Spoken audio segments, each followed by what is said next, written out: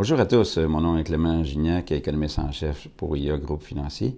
Et au cours des 5 à 7 prochaines minutes, je vais tenter de vous résumer notre webinaire que nous venons juste d'enregistrer à l'intention de nos conseillers en placement et de notre clientèle.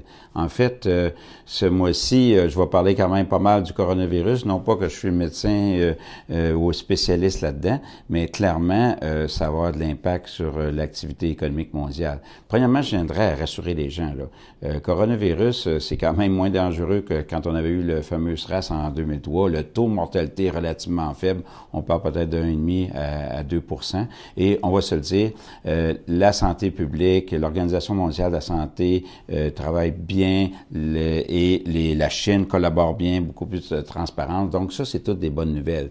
Par contre, au plan économique, clairement, ça a beaucoup plus d'impact que l'impact qu'il y avait eu en 2003. À l'époque, on estimait que l'impact sur l'économie mondiale avait été d'à peine 0,1 % sur l'activité économique mondiale. Or, mais à l'époque, la Chine ne représentait que 4 % de l'économie mondiale. Maintenant, on parle plutôt de 17 à 18 %.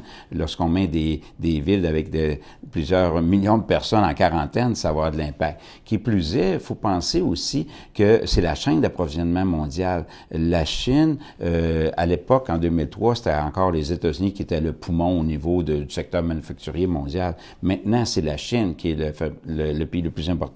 Donc, pour une usine de fabrication en Amérique du Nord, il suffit que votre petit boulon, vous ne l'avez pas parce qu'il est produit en Chine, que ça peut même, si ça se prolonge, interrompre votre chaîne de production. Donc, cette intégration-là d'économie mondiale va faire en sorte que ça va avoir plus d'impact, ce qui se passe au niveau de la Chine, entre autres. Qui plus est, il y a quelques semaines à peine une semaine, tiens, la bourse faisait des nouveaux hauts parce que Wall Street se disait « Ah, c'est limité à la Chine ».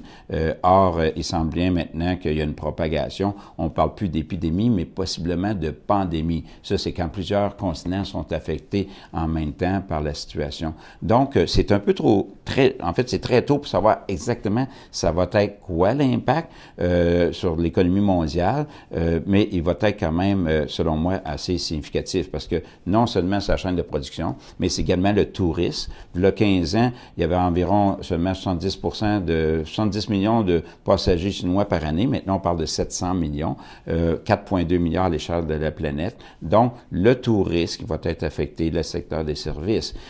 Mais la bonne nouvelle, c'est que c'est temporaire. Habituellement, premièrement, ça peut être la chaleur, l'humidité qui en vient à bout, ou ça peut être le vaccin qui va être développé. Et donc, mais ça va durer peut-être plus que juste quelques semaines. Donc, combien de temps? Ça, c'est l'incertitude. Quoi qu'il en soit, tout le monde retourne un peu à la table de dessin au niveau des économistes et du Fonds monétaire international, alors qu'en début d'année, maintenant que la guerre commerciale était un peu mise de côté et qu'on avait une trêve du côté des ententes commerciales, on pouvait être optimiste sur une réaccélération de l'économie mondiale en 2020, une réaccélération des profits, mais tout ça, c'est un peu remis en question actuellement. Et c'est ça ce qui explique aussi un peu la volatilité des marchés financiers. Si je suis plus spécifique sur l'économie canadienne, par exemple, alors que nous, on n'est pas tellement frappé, évidemment, à date, du moins, par le coronavirus, bien là où l'économie canadienne, elle, pourrait être plus frappée que l'économie américaine. Je m'explique. Premièrement, nous sommes un exportateur net de ressources naturelles.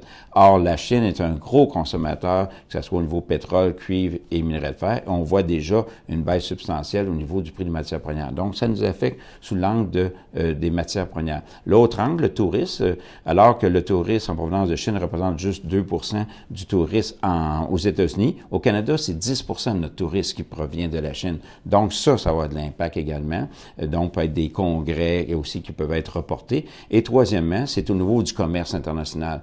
Notre principal client, c'est les États-Unis, ce n'est pas la Chine. Il est vrai. Mais s'il y a un ralentissement du commerce mondial, bien clairement, étant donné que le secteur extérieur représente 25 % de notre économie, ça va avoir de l'impact. C'est pour ça que on verra la Banque du Canada. Au moment où on enregistre, on est à une semaine de la décision de la Banque du Canada. Je mets des problèmes un petit peu plus élevés que la Banque du Canada pourrait même abaisser les taux. On va revoir aussi ce budget fédéral. Peut-être qu'il va être décalé de quelques semaines, histoire qu'on puisse mesurer l'impact de ce coronavirus-là. Donc, les autorités monétaires monétaire et fiscal vont être aux aguets pour s'assurer qu'il n'y a pas de récession.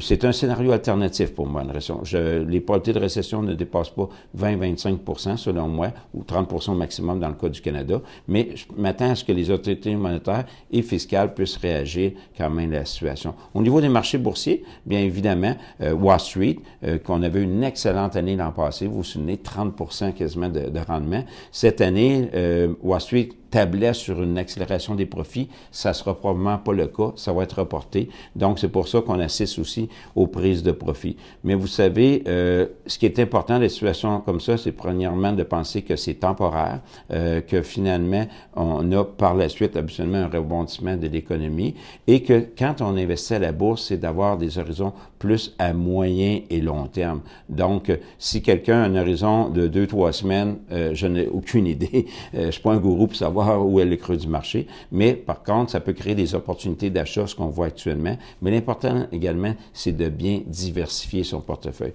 Et c'est pour ça que, étant donné qu'on est tous différents les uns les autres, moi, c'est toujours le même conseil que je vous donne, c'est de s'asseoir avec vos conscients financiers pour établir une bonne planification, puisque votre horizon de temps, le mien est différent, votre tolérance au risque. Donc, je vous invite vraiment à consulter votre conscient placement. Sur ça, je vais vous souhaiter une belle journée.